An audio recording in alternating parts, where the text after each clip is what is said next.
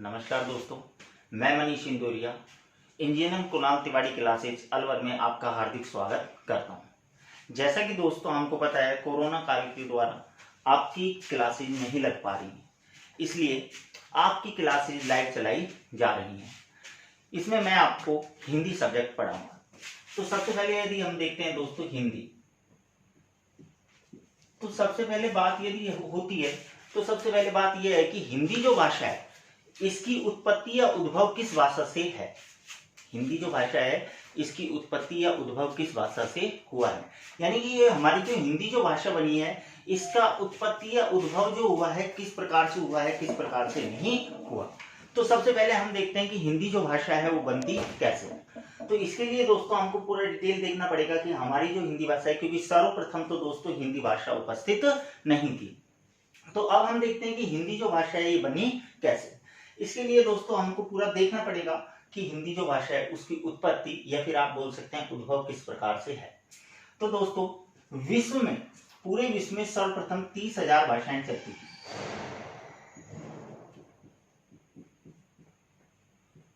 पूरे विश्व में दोस्तों सर्वप्रथम कितनी भाषाएं चलती थी? 30,000 भाषाएं चलती थी।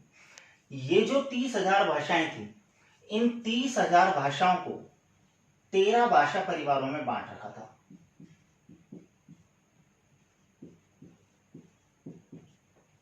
ये 30,000 जो हमारी भाषाएं थी, इन 30,000 भाषाओं को 13 भाषा परिवारों में बांट रखा था। यानी हमारा जो पूरा विश्व है, पूरे विश्व में 30,000 भाषाएं प्रचलित थी। ये 30,000 जो भाषाएं हैं इनको 13 भाषा परिवारों में बांट रखा था। अब दोस्तों आप सोचेंगे कि ये भाषा परिवार क्या है, तो सबसे पहले आप देखिए भाषा परिवार होता क्या है। भाषा परिवार से तात्पर्य ये क्या है कि एक क्षेत्रफल निश्चित कर दिया जाता है। एक क्या कर दिया जाता है? क्षेत्रफल निश्चित कर दिया जाता है। यानी उस क्षेत्रफल के अंतर्गत जितनी भी भाषाएं बोली जाएंगी वो उसी भाषा परिवार के अंतर्गत मानी जाती हैं। जैसे आपने कोई भी क्षेत्रफल निश्चित कर दिया, अब उस क्षेत्र में आप जितनी भी भाषाएं बोल रहे हैं उन सारी की सारी भाषाओं को उसी भाषा परिवार के अंतर्गत माना जाएगा। यानी कि पूरे जो विश्व में हमारी 30,000 भाषाएं थी उनको कितने भाषा परिवारों में बांटा था? 13 भाषा परिवारों में। यानी पूरे विश्व को कितने क्षेत्रों में बांट दिया था? 13 क्षेत्रों में बांट दिया था। अब जिस क्षेत्र के अंतर्गत आप जो भाषा बोलेंगे वो उसी भाषा परिवार के अंतर्गत आ जाएगा। और भी यदि हम बारीकी से समझना चाहें तो दोस्तों एक बात बताइए, जैसे मान लीजिए आपका राजस्थान है, राजस्थान का क्षेत्रफल निश्चित है। आपके राजस्थान का क्षेत्रफल क्या है? निश्चित है। अब राजस्थान का हमारा क्या है? क्षेत्रफल निश्चित है। अब राजस्थान के क्षेत्रफल के अंतर्गत आप सभी जानते हैं ढूंढानी भी बोली जाती है, मारवाड़ी भी बोली जाती है, मेवाड़ी भी बोली जाती है, तोरावाटी भी बोली जाती है, शेखावाटी भी बोली जाती है, मेवाड़ी भी बोली जाती है, मेवाती भी बोली जाती है। तो यानी कि ये जो भाषाएं या ये जो हमारी बोलियां हैं ये किसके अंतर्गत बोली जा रही हैं? राजस्थान क्षेत्रफल के अंतर्गत बोली जा रही हैं। लेकिन अगर दोस्तों अगर हम कहना चाहें तो एक मान लीजिए जोधपुर के आसपास का रहने वाला छात्र जो कि मारवाड़ी भाषा बोलता है, और एक जो जयपुर जो है उसके आसपास का रहने वाला छात्र जो कि ढूंढानी भाषा बोलता है। मान लीजिए वो कोई अदर स्टेट में जाते हैं, जैसे मान लीजिए वो तैयारी करने के लिए दिल्ली चले गए। अब उनके साथ में ही एक बिहार का जो छात्र है, उड़ीसा का यानी अदर स्टेट का जो छात्र है वो उनके साथ रहता है। अब मान लीजिए स्वाभाविक सी बात है कि वहां आप हिंदी का प्रयोग करेंगे, आप बोलचाल की भाषा में आप हिंदी का प्रयोग करेंगे। लेकिन मान लीजिए आप घर वालों से बात कर रहे हैं तो जयपुर वाला जो छात्र होगा वो ढूंढानी भाषा में बात करेगा घर वालों से, और जोधपुर के आसपास का जो छात्र है वो किस भाषा में बात करेगा? मारवाड़ी भाषा में बात करेगा। लेकिन मान लीजिए वहां पर बिहार का छात्र भी जो बैठा हुआ है, तो बिहार का जो छात्र है वो उनको जैसे ही देखेगा तो वो अगर आपसे पूछेंगे कि ये कौन सी भाषा बोल रहा है, तो बिहार का छात्र ये नहीं बोलेगा कि ये तो मारवाड़ी बोल रहा है, ये ढूंढानी बोल रहा है। वो सीधा क्या बोलेगा? राजस्थानी बोल रहे हैं। वो सीधा क्या बोलेगा? राजस्थानी बोल रहे हैं, क्योंकि दोनों बोलियां जो हैं किसके अंतर्गत हैं? राजस्थान के क्षेत्रफल के अंतर्गत हैं। और जैसा कि मैंने आपको बताया था, अब राजस्थान का क्षेत्रफल निश्चित है। अब राजस्थान के क्षेत्रफल के अंतर्गत जितनी भी बोलियां बोली जाएंगी वो सभी क्या कहलाती हैं? राजस्थानी भाषाएं कहलाती है, राजस्थानी भाषा कहलाती है। इसी प्रकार से क्या था, वहां पर भी उसने 13 क्षेत्रफल निश्चित कर दिए। उन 13 क्षेत्रफलों के अंतर्गत जितनी भी भाषाएं बोली जाएंगी वो उसी भाषा परिवार के अंतर्गत आती हैं। अब दोस्तों अगर हम बात करेंगे 13 भाषा परिवारों की, तो ये जो 13 भाषा जो हमारे परिवार थे पूरे विश्व में 30,000 भाषाओं को जिनमें बांटा गया था, इनमें से एक का नाम था भारूपीय भाषा परिवार।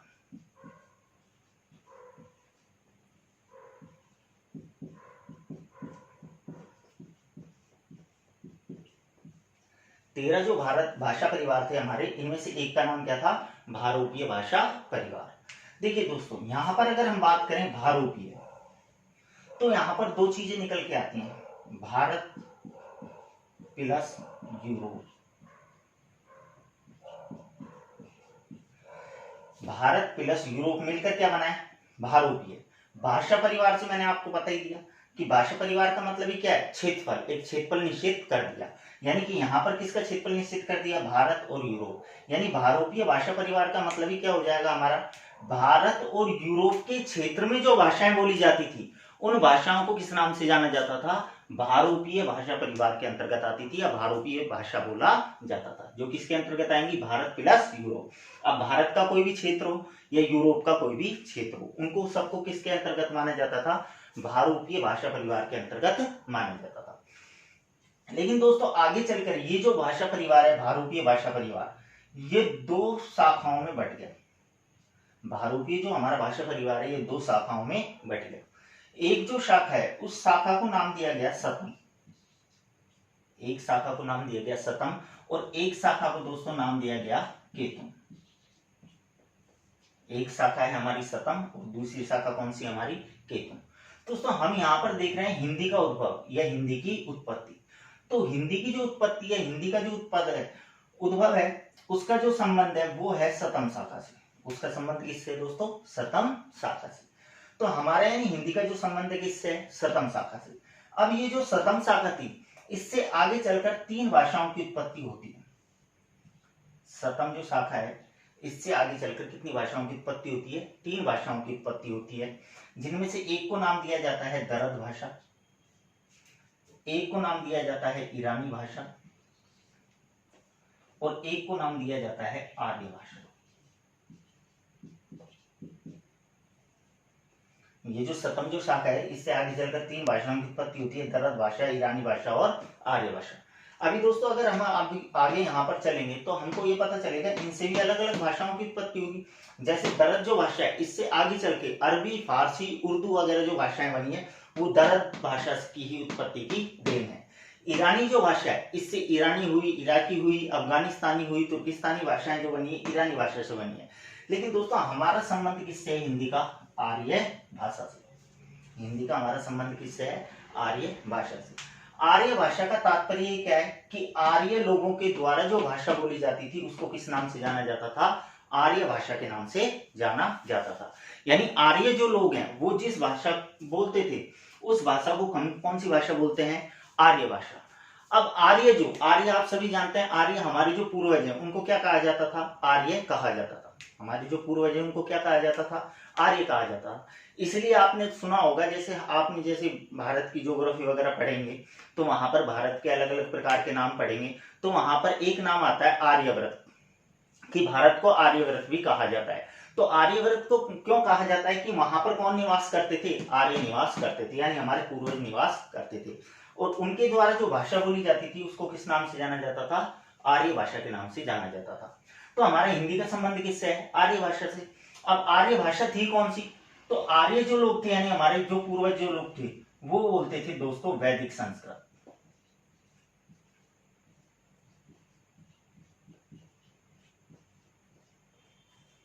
वैदिक संस्कृत, यानी आर्य जो लोगों की भाषा थी, वो कौन सी भाषा है? वैदिक संस्कृत।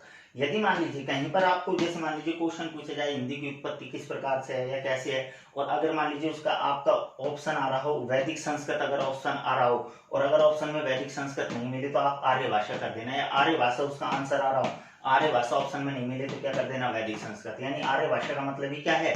वैदिक संस्कृत, यानी आर्य लोगों के द्वारा जो बोली जाती थी। तो आर्य जो लोग थे वो वैदिक संस्कृत बोलते थे। अब क्या हुआ? आर्य जो लोग थे, यानी हमारे जो पूर्वज थे, वो वैदिक संस्कृत का उच्चारण करते थे, लेकिन वैदिक संस्कृत को बोलने में उनको धीरे धीरे कठिनाई उत्पन्न होने लगी। यानी कि युवा जो पीढ़ी थी, क्योंकि वैदिक जो संस्कृत भाषा थी वो क्या थी? एक रटंत भाषा थी, यानी कि उसको रटो और उसी प्रकार से बोली जाती थी। लेकिन वैदिक जो संस्कृत भाषा थी, उसमें जो था, शब्द जो थे, उनमें समास और संधियां इतनी ज्यादा थी कि एक एक डेढ़ लाइन का एक शब्द होता था, जिसका युवा जो पीढ़ी थी वो उसका उच्चारण सही तरह से नहीं कर पाती थी। अब आपने देखा होगा कि यदि हमसे कोई शब्द का सही उच्चारण नहीं हो रहा है तो हम उसको क्या करते हैं, थोड़ा जोड़ मरोड़ कर बोल देते हैं। अगर हमसे किसी भी शब्द का सही उच्चारण नहीं होता है तो हम क्या करते हैं, उसको थोड़ा सा जोड़ मरोड़ के बोल देते हैं। तो यानी कि वैदिक जो संस्कृत थी उसके शब्दों को धीरे धीरे क्या किया जाने लगा, जोड़ मरोड़ कर बोले जाने लगा, यानी थोड़ा सा चेंज करके बोले जाने लगा।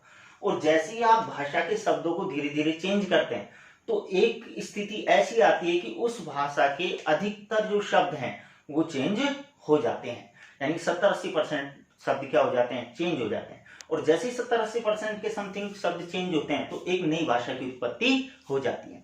तो जैसे ही वैदिक संस्कृत के शब्दों को चेंज किया गया तो एक नई भाषा की उत्पत्ति हुई जिसको आज हम लौकिक संस्कृत के नाम से जानते हैं।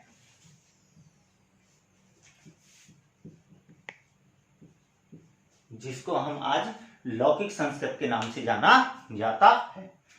तो वैदिक संस्कृत से किसकी उत्पत्ति हुई दोस्तों, लौकिक संस्कृत की।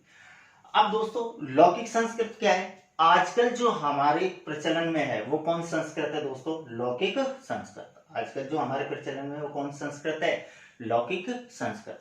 हमारे यहाँ पर यानी कि हमारे जो स्कूल वगैरह में जो पढ़ाई जाती है वो कौन संस्कृत पढ़ाई जाती है, लौकिक संस्कृत पढ़ाई जाती है।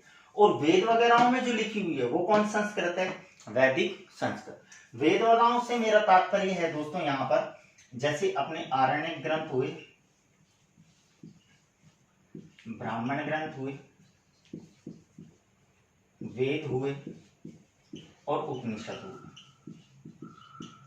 ये यानी सबसे पहले वेद बने थे, वेदों के बाद ब्राह्मण्य ग्रंथ बने थे,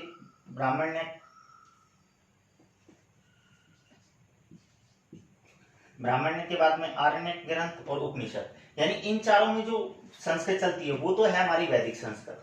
और इनके बाद में जो संस्कृत बनी है यानी इनके बाद में जो हमारा आदि काव्य रामायण माना जाता है, यानी रामायण महाभारत के बाद में जो भी संस्कृत चली है वो कौन संस्कृत है, लौकिक संस्कृत।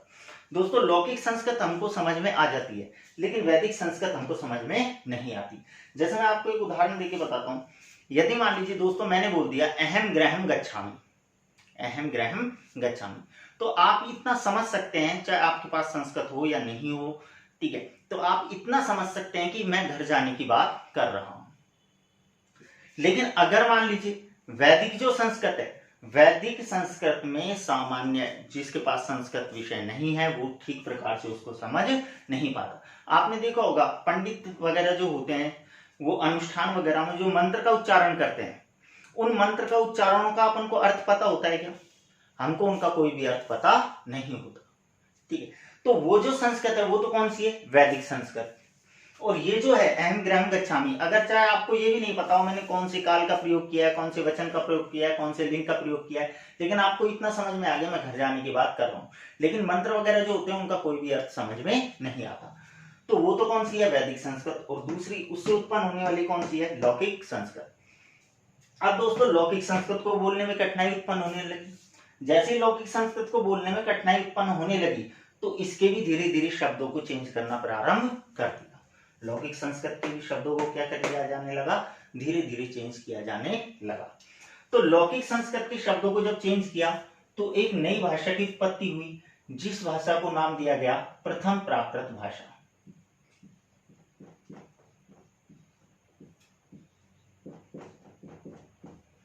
लौकिक जो संस्कृत है इसके शब्दों को जब धीरे धीरे चेंज किया गया तो एक नई भाषा की उत्पत्ति हुई जिसको किस नाम से जाना जाता है, प्रथम प्राकृत भाषा के नाम से जाना जाता है। ये जो प्रथम प्राकृत भाषा है इसी का दूसरा नाम है पाली भाषा।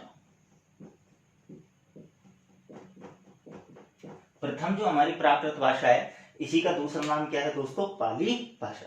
चाहे आप प्रथम प्राकृत भाषा बोल दीजिए या क्या बोल दीजिए आप, पाली भाषा। यानी भगवान बुद्ध के समय जो भाषा चलती थी वो कौन सी थी, हमारी प्रथम प्राकृत भाषा या पाली भाषा, क्योंकि भगवान बुद्ध ने जो जातक वगैरह लिखे थे किसमें लिखे थे, पाली भाषा में लिखे थे।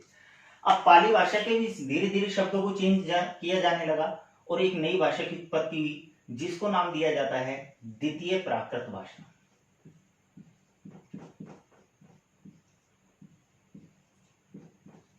द्वितीय प्राकृत भाषा, प्रथम प्राकृत भाषा से कौन सी बनी हमारी, द्वितीय प्राकृत भाषा या पाली भाषा। द्वितीय प्राकृत भाषा से एक नई भाषा की उत्पत्ति हुई, नाम दिया गया तृतीय प्राकृत भाषा।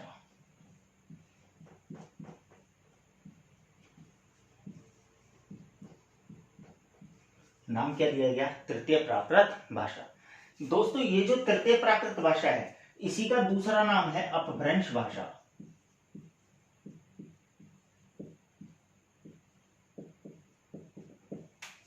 तृतीय प्राकृत जो भाषा है इसी का दूसरा नाम क्या है? अपभ्रंश भाषा। तो आप या तो तृतीय प्राकृत भाषा बोलते हैं या फिर क्या बोलते हैं? अपभ्रंश भाषा। अब ये जो तृतीय प्राकृत भाषा थी या इसका दूसरा नाम क्या है? अपभ्रंश भाषा। देखिए अपभ्रंश का मतलब होता है मिली जुली। अपभ्रंश का मतलब ही क्या होता है? मिली जुली जो भाषा होती है उसको हम क्या बोलते हैं? अपभ्रंश भाषा बोल देते हैं। या फिर इसका दूसरा हम पर्याय ये भी बोल सकते हैं खिचड़ी भाषा। खिचड़ी का मतलब ही क्या है? खिचड़ी किसी एक से नहीं बनती, आपको उसमें दाल भी मिलानी पड़ती, चावल वगैरह मिलाने पड़ते हैं, यानी इसको खिचड़ी भाषा भी बोल दिया जाता है या अपभ्रंश भाषा, या फिर क्या बोल सकते हैं आप? तृतीय प्राकृत भाषा बोल सकते हैं। ये जो हमारी अपभ्रंश जो भाषाएं थी ये 7 प्रकार की भाषाएं थी दोस्तों। अपभ्रंश जो भाषाएं थी कितने प्रकार की भाषाएं थी? 7 प्रकार की भाषाएं थी। ये जो हमारी 7 प्रकार की भाषाएं थी इन 7 प्रकार की भाषाओं में से 3 भाषाओं को लिया गया। जो हमारी 7 प्रकार की भाषाएं थी इनमें से कितनी भाषाओं को लिया गया? 3 भाषाओं को लिया गया। एक का नाम था दोस्तों सौरसेनी, एक का नाम था मागधी और एक का नाम था अर्धमागधी।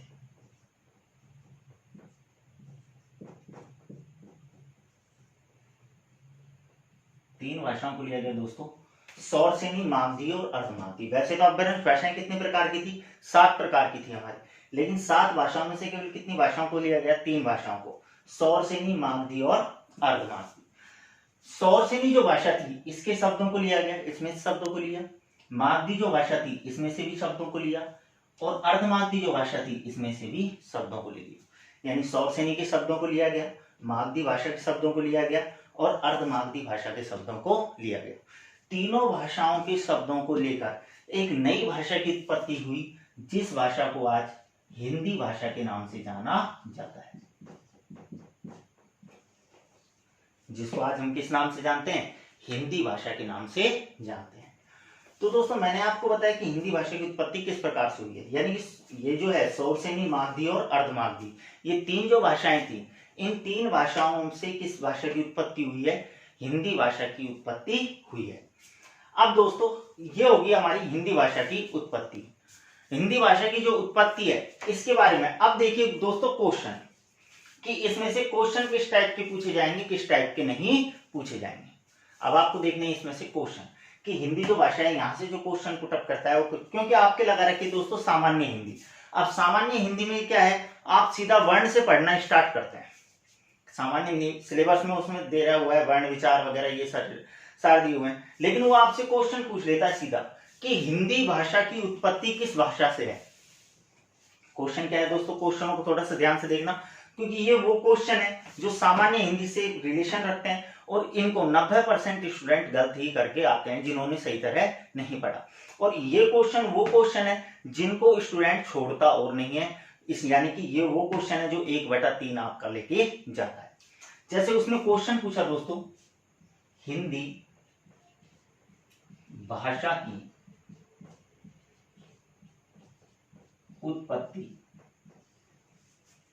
उत्पत्ति बोल दें या फिर उद्भव बोल दें, किस भाषा से है। क्वेश्चन उसने आप क्या दिया? हिंदी भाषा की उत्पत्ति किस भाषा से है। अब ऑप्शन देखिए दोस्तों, ए ऑप्शन है आपका फारसी भाषा, बी ऑप्शन है आपका संस्कृत भाषा, सी ऑप्शन है आपका प्राकृत भाषा और डी ऑप्शन है आपका अपभ्रंश भाषा। 4 ऑप्शन है, फारसी भाषा, संस्कृत भाषा, प्राकृत भाषा और अपभ्रंश भाषा। अपभ्रंश भाषा 4 ऑप्शन हो गए। अब दोस्तों क्वेश्चन उसने क्या पूछा? हिंदी भाषा की उत्पत्ति किस भाषा से है, ठीक है। और क्वेश्चन उसने इसको कोई 8-10 यानी हर 1 या 2 एग्जाम जैसे ही होते हैं वो इस क्वेश्चन को डाल देता है कि हिंदी भाषा की उत्पत्ति किस भाषा से है।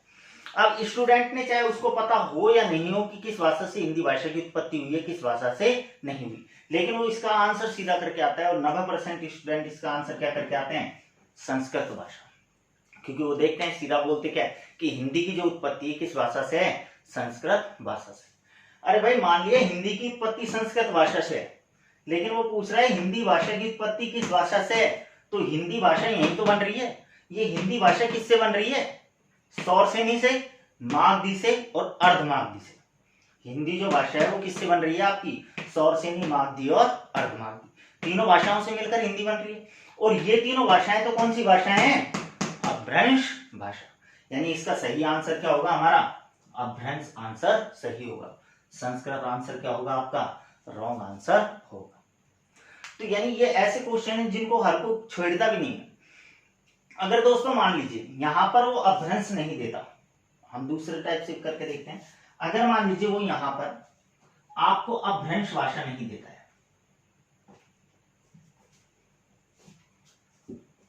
और सी ऑप्शन में उसने लिख दिया आपको आर्य भाषा, वो सॉरी डी ऑप्शन। अब ये 4 ऑप्शन हो गए, अब आप आंसर क्या करोगे। अब उसने क्या बोला है, हिंदी भाषा की उत्पत्ति किस भाषा से है, क्वेश्चन उसका वही है, फारसी भाषा से, संस्कृत से, प्राकृत से या आर्य भाषा से। तो दोस्तों अगर आपको ऑप्शन में अपभ्रंश आंसर नहीं मिले तो सेकंड आंसर क्या होता है अपना, प्राकृत भाषा। किससे है, प्राकृत भाषा से, क्योंकि हिंदी यहां पर बन रही है। ये क्या है, तृतीय प्राकृत, ये क्या है, द्वितीय प्राकृत, ये क्या है, प्रथम प्राकृत, है तो प्राकृत भाषा ही। ये क्या है तो कौन सी है, तीनों की तीनों प्राकृत ही तो है, ये तीनों कौन सी है, प्राकृत भाषाएं। केवल ये क्या है, उनके भेद ही तो है प्राकृत भाषा के, प्रथम stage, second stage, third stage, है तो लेकिन कौन सी, प्राकृत भाषा। तो सेकंड आंसर अपना, अगर हमको अपभ्रंश ऑप्शन में नहीं मिलता तो आंसर हमारा क्या होगा, प्राकृत भाषा आंसर होगा। अगर मान लीजिए जब आपको ऑप्शन में प्राकृत भी नहीं मिले, ऑप्शन में आपको क्या नहीं मिले, प्राकृत नहीं मिले, तो आपका आंसर क्या जाएगा, संस्कृत आंसर जाएगा। यानी पहला आंसर तो हमारा क्या हुआ, हिंदी भाषा की यदि उत्पत्ति या उद्भव के विषय में वो आपसे पूछता है और आपसे उसका सही आंसर मांगता है, तो इसका हमारा आंसर क्या होगा, अपभ्रंश।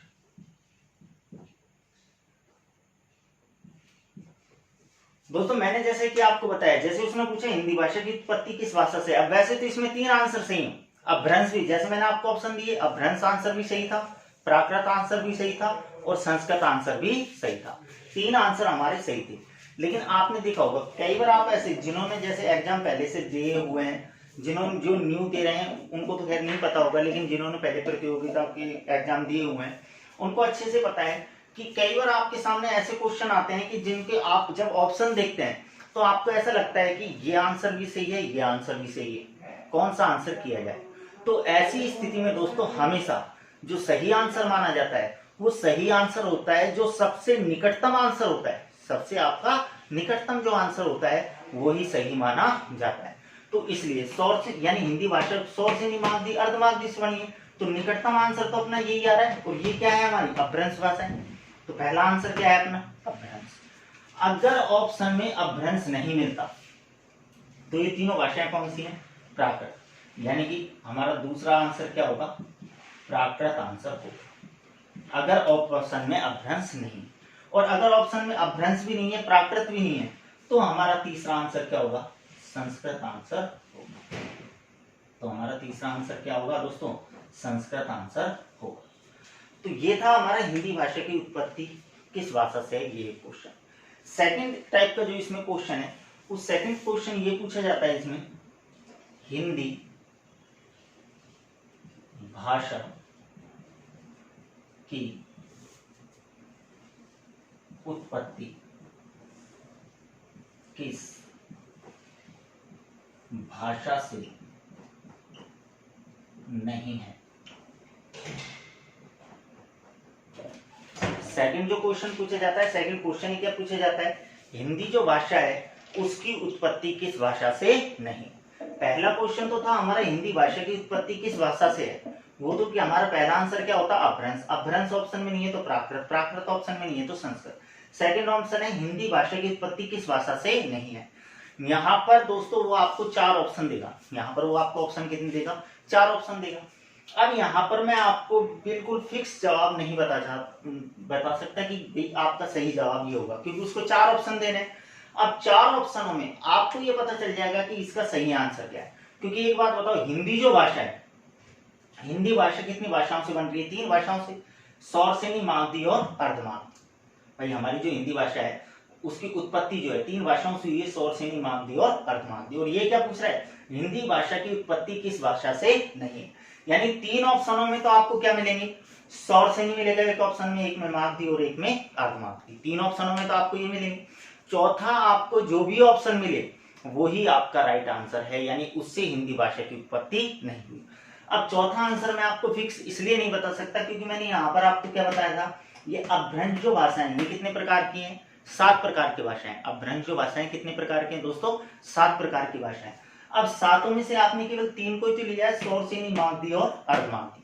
अभी 4 भाषाएं और बच रही हैं, ब्राह्मण, केकय, लहंदा और सिंध। अब इन 4 भाषाओं में से वो कोई भी एक ऑप्शन डाल सकता है। भाई 3 ऑप्शन तो उसको ये डालनी पड़ेंगी, किस भाषा से उत्पत्ति है नहीं, तो इन तीनों से तो उत्पत्ति है। चौथा ऑप्शन हो सकता है वो ब्राह्मण डाल दे, हो सकता है केके डाल दे, हो सकता है लहंदा डाल दे, हो सकता है सिंध डाल दे, यानी चौथा ऑप्शन आपका कोई भी आ सकता है। तो सेकंड क्वेश्चन अपना इसमें क्या आ गया, पहला क्वेश्चन तो था हिंदी भाषा की उत्पत्ति, तो पहला अपभ्रंश, सेकंड ऑप्शन अगर अपभ्रंश नहीं मिले तो प्राकृत, प्राकृत नहीं मिले तो संस्कृत। हिंदी भाषा की उत्पत्ति किस भाषा से नहीं है, तो अपन को सीधा याद रखना है हिंदी भाषा की उत्पत्ति 3 भाषाओं से होती है, सौरसेनी भाषा, मागधी भाषा और अर्धमागधी भाषा। इनके अलावा जो भी ऑप्शन में आता है उससे हिंदी की उत्पत्ति नहीं हुई। और तीसरा जो इसका क्वेश्चन बनता है दोस्तों, वो क्वेश्चन है हमारा हिंदी भाषा के उद्भव में समय लगा। यानी कि दोस्तों यह दे सकता है वर्तमान हिंदी के स्वरूप में कितना समय लगा। यानी कहने का मतलब यह है हिंदी जो भाषा है ये जो बनी है वो कितने समय में बनी है। तो दोस्तों ध्यान रखना है ये जो आर्य भाषा है यहां से लेकर और ये जो हमारी हिंदी जो भाषा है, यानी कि हमारी वैदिक संस्कृत से लौकिक संस्कृत बनी, लौकिक से प्रथम प्राकृत, फिर द्वितीय प्राकृत, फिर तृतीय प्राकृत, फिर तृतीय प्राकृत से कौन सी बनी, हिंदी। तो इनमें जो समय लगा है, तो दोस्तों आपको अच्छे से पता है भाषा जो है 1, 2, 4 से 5 साल में चेंज नहीं होती, 500, 600 साल लग जाते हैं। तो आर्य भाषा यानी वैदिक संस्कृत से लेकर और हिंदी जो बनी है इसमें हमारा समय लगा है 3500 वर्ष। यानी आपको ये सीधा पूछे हिंदी भाषा के उद्भव में कितना समय लगा, 3500 वर्ष। ये भी पूछ सकता है कि हिंदी के वर्तमान स्वरूप में आने में कितना समय लगा, तो वो क्या पूछ रहा है, उद्भव के बारे में पूछ रहा है समय। जैसे वो समय का क्वेश्चन दे आंसर हमारा क्या होगा, 3500 वर्ष आंसर होगा। तो यहां पर हमारा आंसर क्या हो जाएगा, 3500 वर्ष। ये तो थे हिंदी भाषा के अपने 3 क्वेश्चन। अब दोस्तों हिंदी जो शब्द है इससे भी उत्पन्न होने वाले क्वेश्चन आएंगे, इससे भी उत्पन्न होने वाली हिंदी जो शब्द है इसके विषय में अब हमारे प्रश्न चलेंगे जिनको हम कल की क्लास में करेंगे। तो दोस्तों हमारी जो क्लास है वो आपको लगातार नियमित रूप से मिलेंगी। धन्यवाद।